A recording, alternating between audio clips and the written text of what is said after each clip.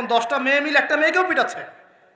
একটা মেয়েকে আপনি ঘরের মধ্যে ঢুকায় সারা রাত পিটাবেন, মেয়েটা কাঁদতে কাঁদতে বলছে আমার পায়জামা পর্যন্ত খুলে ফেলেছে টান দিয়ে। আরে তোর মায়ের পায়জামাকে খুলে ফেললে তোর কেমন লাগবে? তোর বোনের পায়জামাকে খুলে ফেললে তোর কেমন লাগবে? কোন সাহসে তুই একটা মেয়ের পায়জামায় হাত দিস? এত বড় সাহস! এদেরকে যারা জন্ম দিয়েছে ওই বাপের জন্য ধিক্কার। এদেরকে যারা জন্ম দিয়েছে এই বাপের জন্য ধিক্কার। আর এখন এরকম লেডিস গ্রুপও বের হয়েছে, আর মেয়েদেরকেও হলে ডেকে ডেকে পিটানো শুরু করেছে। তোমরা কি মনে করো যে 5 জন 6 জন 10 জন মিলে একজনকে সারা রাত টর্চার করে মেরে ফেলানোর মধ্যে সুপুরুষ? তুমি সুপুরুষ, তুমি অনেক বড় বীর।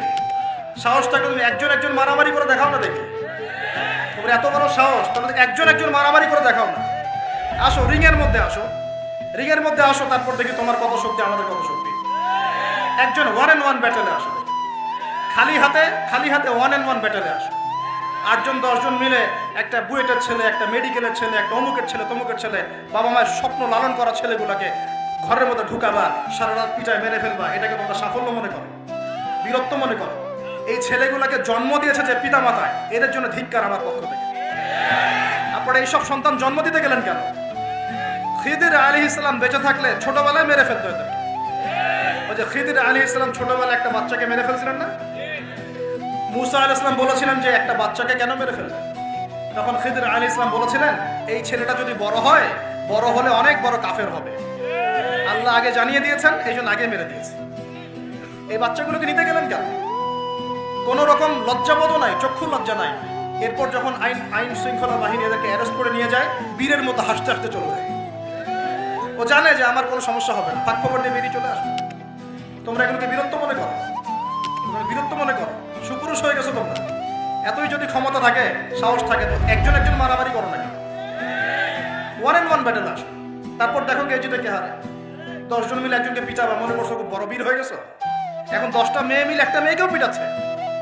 একটা মেয়েকে আপনি ঘরের মধ্যে ঢুকায় সারা রাত পিটাবেন, মেয়েটা কাঁদতে কাঁদতে বলছে আমার পায়জামা পর্যন্ত খুলে ফেলেছে টান দিয়ে।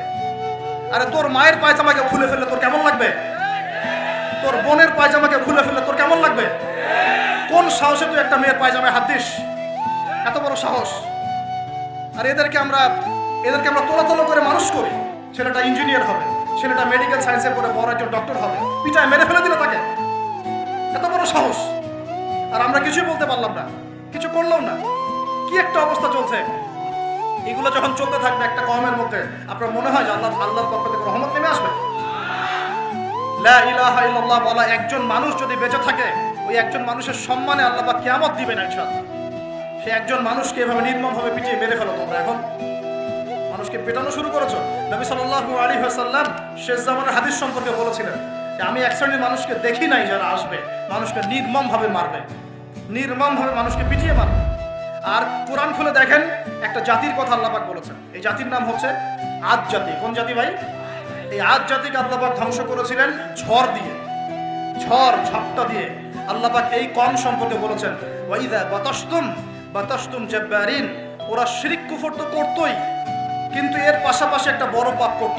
ওই পাপটা হচ্ছে এরা যখন মানুষকে পেত, পিটিয়ে মেরে ফেলত, নির্মমভাবে পিটিয়ে মেরে ফেলত। এই আদ জাতির পাপ তোমরা করা শুরু করেছো। আমাদের শহরে এগুলো চলছে না? এখন দিনে দুপুরে রাস্তাঘাটে এগুলো চলছে। শিক্ষা প্রতিষ্ঠানে গিয়ে এগুলো মাস্তানি করতে গিয়েছো তোমরা। আমার ভাই হয়ে যদি এই কাজ করো, আমি তোমার চেহারা পর্যন্ত দেখতে যাবো না ইনশাআল্লাহ। আল্লাহ রাব্বুল আলামিন আমাদেরকে ওমরের শাসন দান করুন বলে। একটা মাস ওমরের শাসন যদি চলে না, দেখবেন সব লাইনে চলে আসছে ইনশাআল্লাহ। একটা মাস খালি ধর্ষণের বিচার করা শুরু করেন, ধর্ষণ করার সাহস খুঁজে পাবেন না ইনশাআল্লাহ। কোন মাদ্রাসাতে আমরা দেখেছি, কোন মাদ্রাসাতেও এই যে হাফেজ ছাত্র হতে গিয়েছে, বাবা মা হাফেজ বানাবে, মাদ্রাসায় পাঠিয়েছে, মাদ্রাসার শিক্ষক ছেলেটাকে বলাৎকার করে রেখে দিয়েছে। হ্যাঁ, ঢাকা শহরের ঘটনা বলছি। আমাদের সন্তানদেরকে কোথায় পাঠাবো? তাহলে পাপ যেই করুক, পাপ। এখানে যদি দাড়ি টুপিওয়ালা মানুষও পাপ করে, তাকেও শাস্তির আওতায় নিয়ে আসতে হবে। আল্লাহ মাদ্রাসায় আপনি ছাত্রকে বলাৎকার করবেন, মাদ্রাসায় আপনি সমকামিতা করবেন, আপনার তো লিঙ্গ কেটে জাতির সামনে উপস্থাপন করা দরকার। উমরের শাসন হলে এটাই হতো। উমরের শাসন হলে আল্লাহর কসম করে বলছে এগুলোই হতো। ওয়াজ মাহফিলগুলোকে, দিনের এই পবিত্র আমানতগুলোকে অনেক জায়গায় ঠাট্টা মশকরার পাত্র বানানো হয়েছে। কোথাও কোথাও দেখা যায় যে ওয়াজ মাহফিল সিজনে যে বললাম ডিজে জিকির চালু করা হয়েছে, ফাইজলামি শুরু করছো দিন নিয়ে, তোমরা ফাইজলামি শুরু করছো। ইনশাআল্লাহ তাআলা অচিরেই এই উম্মতের মধ্যে এমন নেতৃত্ব আসবে ইনশাআল্লাহ, যে নেতৃত্বের আন্ডারে ইনশাআল্লাহ তাআলা জমিন থেকে জুলুমের শেকড় উপরে যাবে ইনশাআল্লাহ। আমরা আল্লাহর কাছে দোয়া করি, আল্লাহ পাক আমরা বেঁচে থাকি না থাকি এমন প্রজন্ম যেন আল্লাহ পাক নিয়ে আসেন ইনশাআল্লাহ। সারা দুনিয়া জুড়ে ফাইজলামি শুরু হয়ে গেছে, সারা বিশ্ব জুড়ে এই যে পশ্চিমাদের যে আগ্রাসন, মুসলিম বিশ্বের আনাচে কানাচে অসহায় মুসলিমদেরকে নির্যাতন করা হচ্ছে নির্মমভাবে।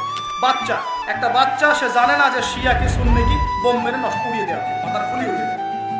একটা বাচ্চা, একটা মা জানে না শিয়াইজম কি সুন্নিজম কি, মিসাইল মেরে বোম মেরে হত্যা করে দেওয়া।